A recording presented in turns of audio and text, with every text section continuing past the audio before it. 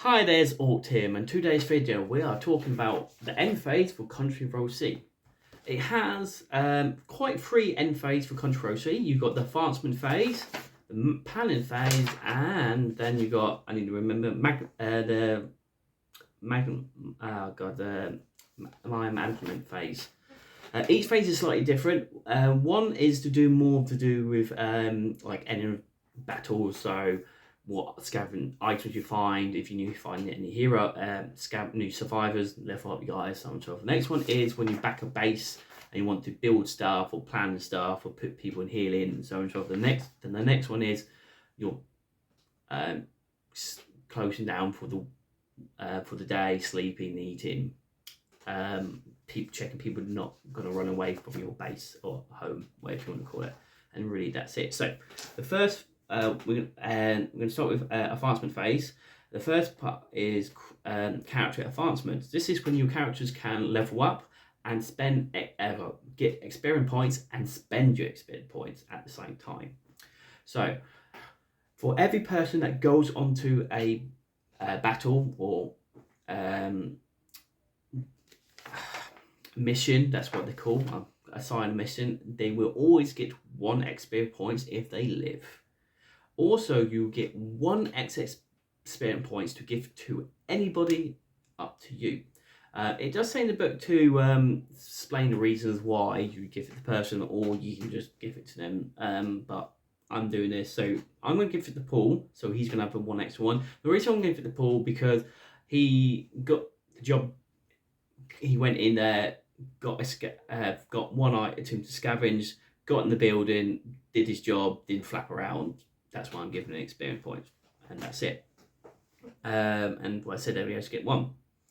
To spend in the experience points, there are a couple of ways to do it. It's really quite straightforward. If I read it and did everything correctly, it made sense. So, I got 3 level 2 guys and 1 level 3.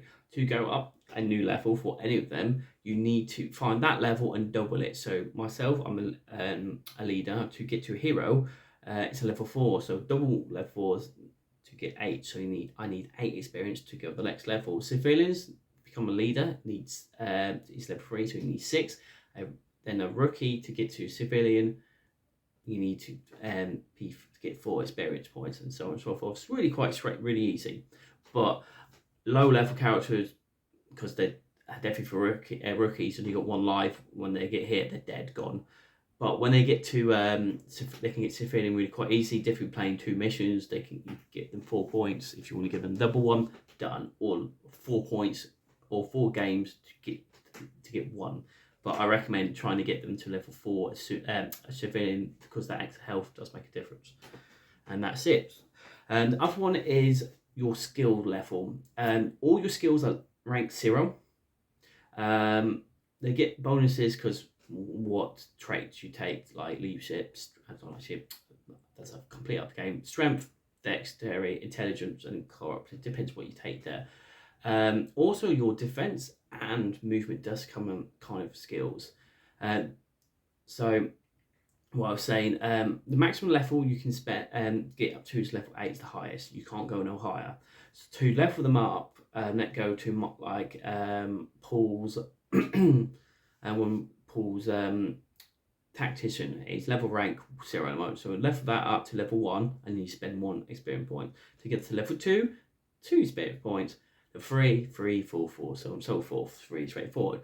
Your defense and movement 6 ready, so the next time you need level up 7 for both, and then 8 for the next one. And 8, well, I said 8 is the highest, can't go no higher than that. So he's really that straightforward. And really, that is it. For my guys, I said this is also the time you spend experience points, so I already thought which one I'm going to do. For myself, my hit leader, I'm going to put 1 scavenge, so now we can find 3 items, not just 2. Paul, I'm not going to spend none of his. I'm going to save up and trying to get into the leader. Chloe, I'm going to put 1 extra skill in Tinkler because I think it's more useful. And my PC Green, I'm going to put 1 in long gun, so he at least gets +1, then negative, so he's now basic every time he rolls, it's just him to roll to hit, and that's it. And that's level up. And that's the first bit. The next one is create a new survivor. This is when you find a rookie or civilian or whoever on the in a mission. I didn't roll high enough to get one, so I won't do that because I haven't got one to do it. So when I do get one, I will show you the steps for that, and that's it. The next one is to add materials to your stories. This is when you find scavenged items on the board, and this is when you pick up and take them back. For every item you find, you roll 1d10, and to find out what you find. On a 1 to 3 is fuel, 4 to 6 is food, 7 to 9 is hardware or wood or whatever you want to call them, and 10 you roll on the rare item chart, so you can find some nice items or rubbish items, depends. So I found 5 last time, so I'm going to roll 5 d10s and find out what we get. I got 10, a 7, a 9, and 8. So I've got 3 hardware, 1 fuel, and a 10. So sadly I didn't find no food at all. So they go on the rare items because we found one. Depends what we got. So it depends. Here we go. So you got another chart. So it depends what you roll. So you need to roll again to find what item you find. I rolled a 10. Quality item chart. 7. We found a shotgun +1. So we have now a new a quality shotgun to take. So that's pretty good. So we have now a shotgun. We'll put that in. +1.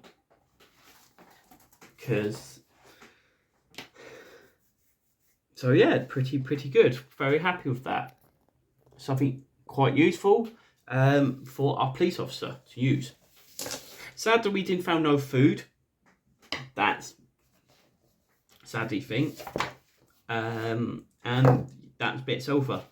Then is heal wound. So when after every mission and the next stage, you can send people to get healed and so on and so forth. This is our first round. Nobody's got put heal, so we know that. And then add and when you stop, and then this bit doesn't count in the next, is add functions or upgrades to your new building or place. Again, we just started, we haven't got that, but it will come clear to the next level or next part of the bit. So we got the planning phase. This is when you build stuff and sort stuff out. So you got the next part is assignments faction staff. So this is when you can put your survivors into certain places to produce food, materials, water, energy, whatever. Train them, and for then the next round, they will get that benefit. So maybe gives you +2 food or 4 food or electricity or power or fuel, whatever. It depends. So we don't have anybody that, and we haven't got anything built. In our little bungalow, we have certain amount of space already. So for a little small townhouse or bungalow, we call it, you have 5 slots. Better places you find will have slots. A small building will have 4 slots indoors and 1 outdoor. One is the outdoor slots is the garden, and then you've got the garage, kitchen, and 2 bunk rooms or 2 bedrooms, you can say. The 2 bedrooms already account as bunk rooms, so they're where to sleep. You've got the kitchen, is the kitchen. The garage at the moment is emptied, so you can build something in there, and your garden is also empty, so you can build something in there. It does say that. So total slots 5, empty slots is 2. Some places like your kitchen, bunk rooms, you can upgrade to make them better, so more storage or more beds or whatever. Kitchens are really useful if you have someone that's good at cooking. I don't have nobody's good at cooking, so I don't have that benefit, sadly. But it depends on everything. So, you said you can upgrade. I think your kitchen can have a fridge, but you only can, or something else. You have different type of upgrades, but you between them, I think. Let go of the bunk beds, so like the bed bunk rooms. You've got two options. You can put a spare bed in there, so you can have 3 people in one room, or you upgrade it to you can hold one more item slot. I think hardware you can hold one extra hardware item. My opinion is hardware fuel, or really any of them really. I don't know why it's just hardware, because you can put canned food in there or just fuel, but that's how it works. But that's how they've done. That's how the game works, and that's it. So that's our house. So Silent Project Team. This is when you can make places for your new house or building to upgrade. So we got 2 empty slots. And we got 3 hardware, what we found, but also when you move to new houses, you automatically get 4 food, 4 fuel, and 4 hardware automatically every time. It's the same.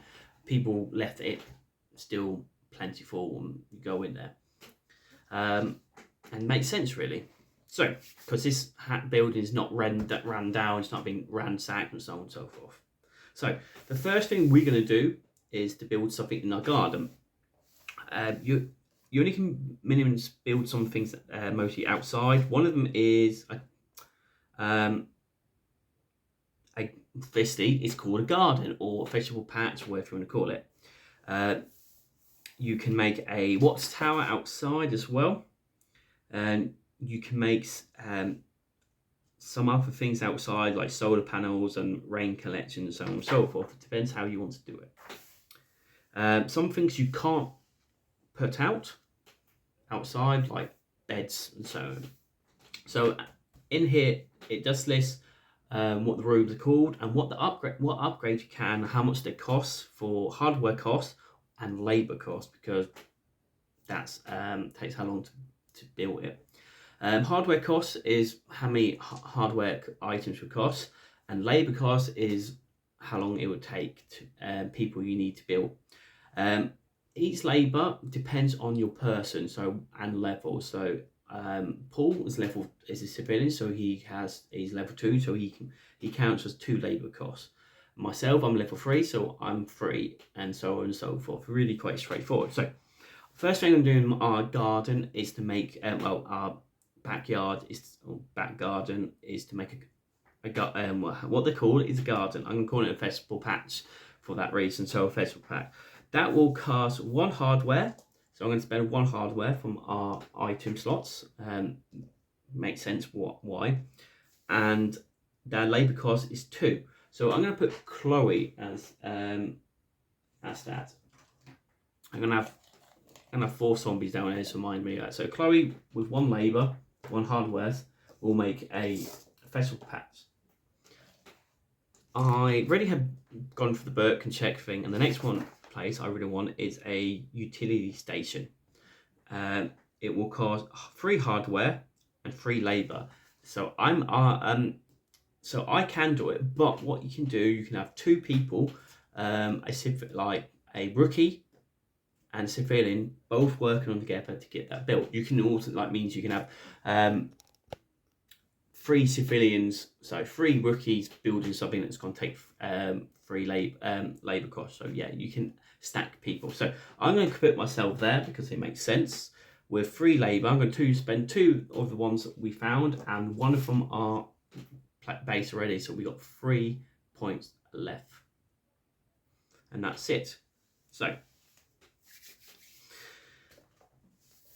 and that's all our spare rooms left. So we have to and that's it. That's all we can do because we don't have any empty slots left. We can do more stuff for our bedroom or kitchen. Our kitchen's a bit pointless at the moment because we don't have a personal benefit for it at the moment. Makes sense to keep our item slots and what we spend safe. So what for our last two, so I'm not making any more projects at the moment. So aside from rest and healing, if you remember, PC Green got injured, so this is the time you can heal up. Only one member of person can be healed up each time, and they only can heal 1 health point each time as well. So it takes a while to heal up. It's not, there we go, you healed. So it takes a while. You can prove a person being healed if you've got like a medical station or medic or so on and so forth, like I do. But at the moment, PC Green, who lost 1 health, he can go and get health. So that will leave Paul by himself doing nothing.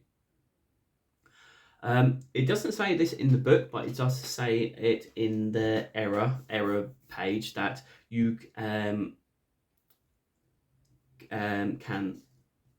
do something with random single people. So that's the hidden stage done. PC Green's there for healing. So you got silent mission teams. This is when you choose to send people out on missions.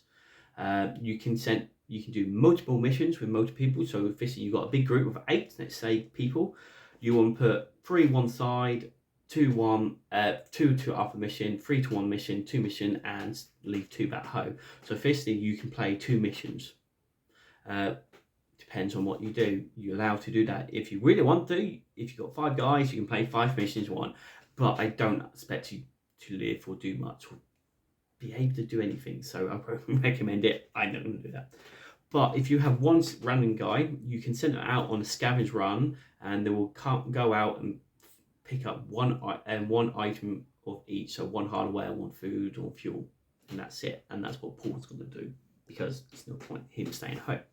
And that is him done. And that is it. Missions, for the missions, you can do like a standard mission, or you can do, I think they do got proper story missions here, or you can do a rare scavenging run and find more rare items you want. And that's it. The management phase. The first thing you do is check for rot. The rot is the disease in this, like the Last of Us is that fungus disease, or the zombie virus, what a lot of people call it, or or like Resident Evil, XY, whatever they're called, are called. In this system, it's called the rot. The rot is quite nasty. If someone goes down to 0 hit points, you can bring them back home safely, and then you need to, each survivor in the community with 0 health, you need to roll a tier check with a target number of 12 minimum. So it's quite high, I think, quite difficult. But you can combine that with medical skills and medical check staff. So if you get stuff out, more chance. If it's unsuccessful, they will die and turn to a zombie. But that's not the worst thing. The first thing is that also will kill 1 other person in your community. So you don't lose 1, you lose 2 people before you're dealing with the issues. So firstly, you lose 2 people one night. It does say that, so it's hard. My opinion is, if they hit 0, it depends if you want to bring them in and just leave them to die out. I'm also going to play, it does say that, but I'm playing this. If anybody gets taken out by a horde, they are dead. Dead, they're eaten. If you got swarmed by a horde, you won't be left alive. If you get attacked by 1 person, zombie, then yeah, got a chance. But my opinion is, if I want to leave you out, I'm going to leave you there to die. If I don't think it's the risk moment. I think that's the one thing I don't like. It doesn't give you the option. It goes, if you want to, you can do this, or you can just leave them to die. I think you should have that option in the game, but it doesn't. But that's how I'm going to do it. Also, if half your party's down across the map and some gets injured and because the other side of the map, I'm going to say you can't, surrounded by zombies. When he went down, I'm not going to do it. So how I'm going to do it is, I need to drag someone or move them into back for safety really, to be more realistic, then he got down like across the map and nobody's near him. I need to bring him back rather than on the check for right. I'm not going to do that. That's how I'm going to play it. And the next bit is feed your survivors. How it goes, each survivor that's rank 1 to 2 need 1 food, and every rank 3, level 3 to 4 needs 2 food. So we got 4 guys, 3 of them level 2, so they need 1 food, and we got 1 survivor level 2, so 3 needs 2 food. Get them right around. So I need 5 food altogether. But sadly, we only got 4 food in the thing because I didn't roll for X1. For X1, so we are hit the minuses. So if that happens, you will subtract your hungry score from your community total. We got 4 guys, -1, we got 3. So no, we're not in negatives. If you're in negative, in the next scenario, if you take the mission, they will get negative to the strength, dex, and intelligence, and so forth, to their negative. So you're like -5, you're -5 to all your skills. So something is 0, you have -5 to it. So it's not nice. So yeah, but firstly, kind of everybody's eating. Just myself, my hero, and my leader takes 1 extra food. So yeah, but no, it's fine. Everybody's happy. So we got 1 negative. Next one is assigned beds. In that bungalow we took over, we have 2 rooms with beds, and each room has 2 beds, and we got 4 guys, 2 beds. Got plenty of beds. No issues, no problem. Again, if you got more guys than beds, that's not good, and when you get negative and people aren't happy. Your assortment score is higher than the number of survivors assigned to the mission team. Move 1 survivor of your choice from the team that survived is either to their turn while suffering from sleep. Well, they can't go on the mission, they can't sleep. Next is the fatigue unrest. As your community struggles with life along the zombies, they may be discomfort. The overall comfort amount your community to respond by the unrest score, unrest to equal to the plus and the source. And so you will put your hunger score and your unrest score together, and then this is what you check if nobody will leave your base properly. And then you've got check storage. Depends on your storage of your building. Every can hold 4 food, 4 wood. I'm gonna call 4 food, 4 fuel, and 4 wood materials. They call it 4 materials. We are 0 food, 1 bananas, 1 wood.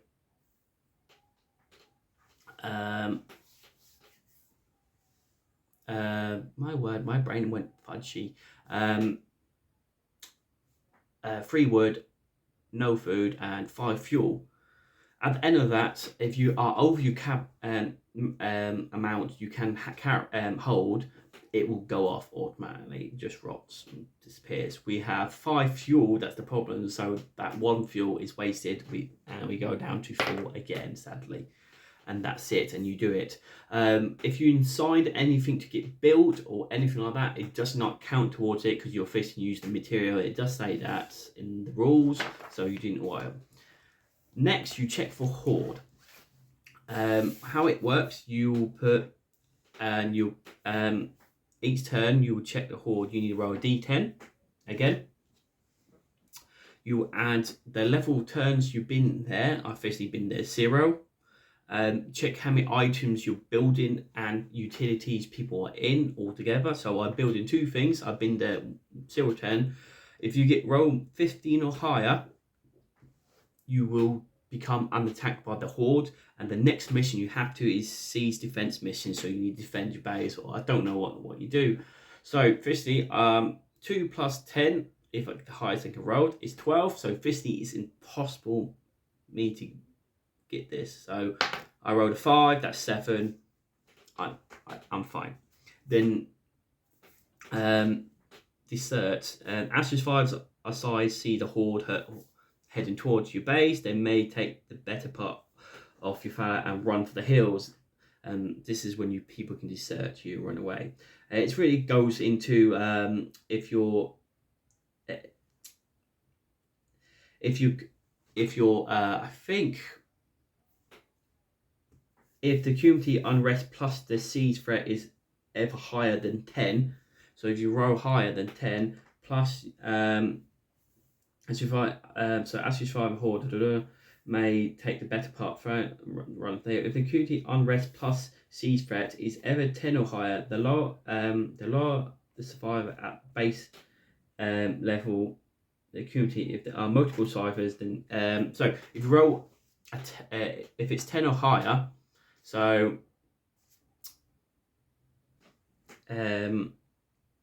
threat if the threat's 10 or higher, you will lose the lowest mythic person. So if I read it, hold on, bear with me. So I got one thing wrong. So you your guys get a bit unhappy, the unrest and hunger, you put them together. But what I read is if you roll a 10 or higher at any time, your lower person will run. So if you roll a 10, that would not be good. But it depends really how to do it. It's like how you want to do it, because if you're closer you get, so this is when you want rookies, find rookies, because if you don't care they're going to run it off or anything because they don't feel threatened. But it depends how you want to do that, because if you just roll high, check the hordes nearby, but it isn't. But I think it's all together you need to add together, because if you've been to 10 turns plus food and everything's high, you add all them together really. But we're fine fisty, no, nothing's going to happen. So so yeah, nobody runs away, nothing's happened, so nothing bad. So next turn, we then took nobody on a mission because we are building stuff. Police officers can rest, but you start all over again. So advancement phase, characters advancement, nobody went out, so nobody gets experience. It does not matter what. We did not find new survivor, so create new survivor doesn't matter. Add materials to stories. Well, we do, because we have Paul went out and got scouted for one, so we got 5 fuel, 4 materials. We got 4 materials because Paul found 1, and 1 food whoopee, and 1 food. So that's it. Hill wound. So that's what we find for materials when Paul went on his little sketch run. Heal wounds are police officer who's healing is now healed, completely. Now that's the whole point. The heal wounds, you know, its benefit because he's healed. And then add functions and upgrades. We now have the garden and the utility a room ready.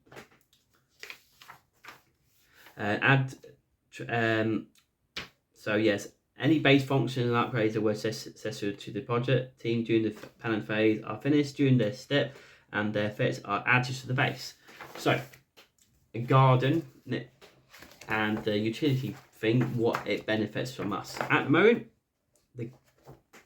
the garden will produce 1 food plus 2 with water. We don't have water, so we are now at 2 food. That's just food. I see the biggest issue you need, in my opinion.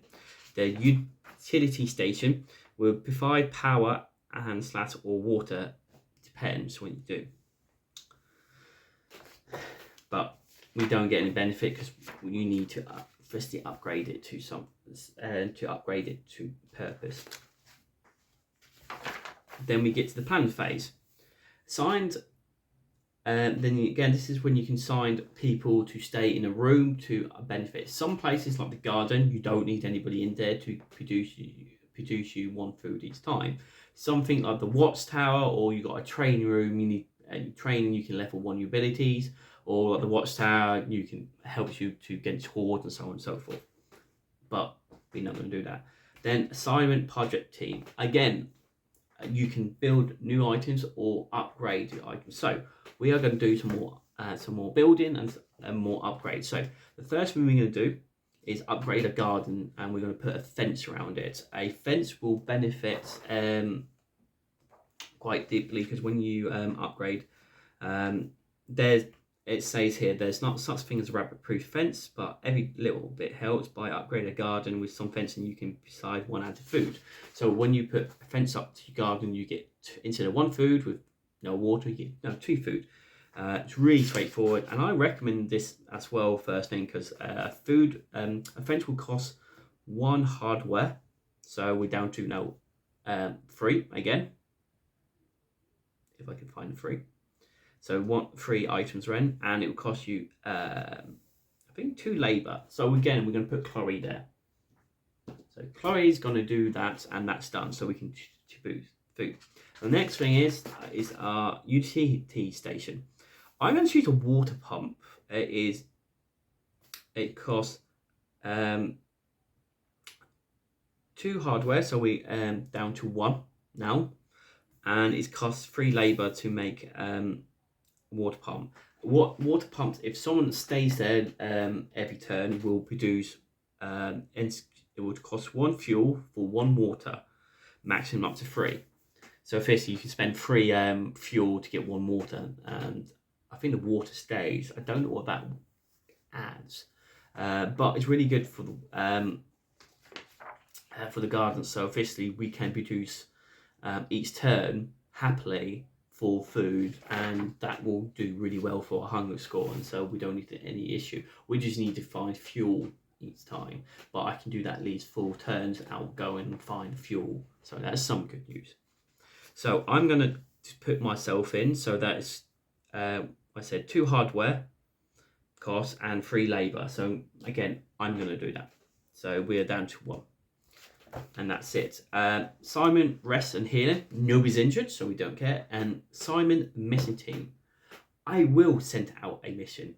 I'm going to send out Paul and PC Green by themselves to, I think, it depends what mission you want to do, because you can pick. You can do a story mission or just do like a scavenge run or whatever. So I'm not going to go through that. I might do a beginning bit, what I want to do, and see how well by then, see what happens, what mission I choose.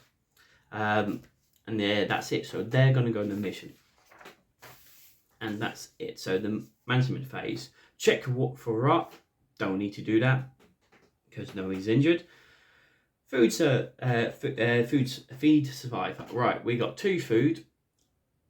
So we did got -1 last time. Lucky enough, each round it does not stack, so it starts fresh. So I forgot to mention, so we ignore that.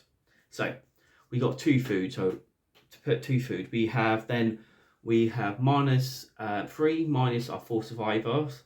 So reduce that, we are on 1. So we got +1, so we're not in the negative at all. So that's some good news. That 1 extra food Paul brought back with him saved our bacon. Next is assigned beds. We got plenty of beds again, all fine. Again, nobody's disgruntled because we don't have any negative at the moment for food or beds, because everybody's got enough plenty of things. Protector storage. Sadly, that extra fuel's gone off again, so we're down to 4. So, like normal. Next, check for the horde. So we've been here for 1 turn. We got 2 utility rings, so we get +3. So now roll. I rolled a 2. So, oh gosh, sorry, I should really do that there. 3. There we go. So higher, so +3, 6. No, we're fine. Happy Nandy. We didn't. The rest, no, and we don't need to worry about any people leaving our community, because we didn't get higher than 10. That plus our unrest score, so everybody's fine. So, and that is it. I think next time won't go through, because next time I can go, right, I'm doing this for this turn, this mission, done. So that really brief off it. So you need to do a little base thing. I've read here, put stuff about my book, because sadly this is take 2. I've already done this video and rolled completely different, sadly with the dice. The difference is I think I've found more food. That's it. But saying that, this time I got a new shotgun. Sadly, the video got corrupted and couldn't send it out, but hopefully this one will work. So I don't want to do this for the third time. So, and that's it. I hope you like this video. It's really easy game. It's a nice single solo play for zombies, because everybody likes zombies. Who doesn't? And that's it. So, in the next mission, you will see Paul and PC Green doing something and find out what it is. And that's it. So, again, hope you like it. Please like, comment, subscribe, and that's it. Many thanks. Bye for now.